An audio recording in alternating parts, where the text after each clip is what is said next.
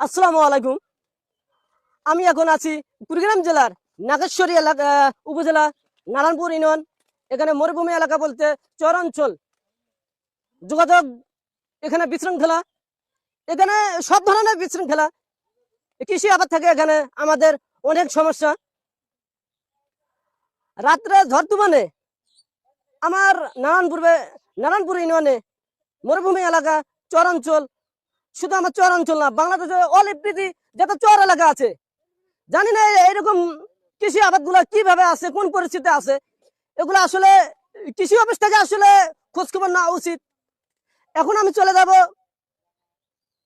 কৃষির যে ভুট্টা গাছ গৃহস্থের কাছ থেকে আমি চলে যাব, দেখি তারা কত কষ্টে আছে, তারা কি বলতে চায় আর কি।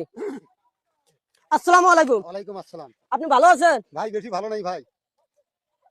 আমি যেটা দেখতে পারছি তার দুঃখ কষ্ট আসলে আমি বুঝতে পারছি।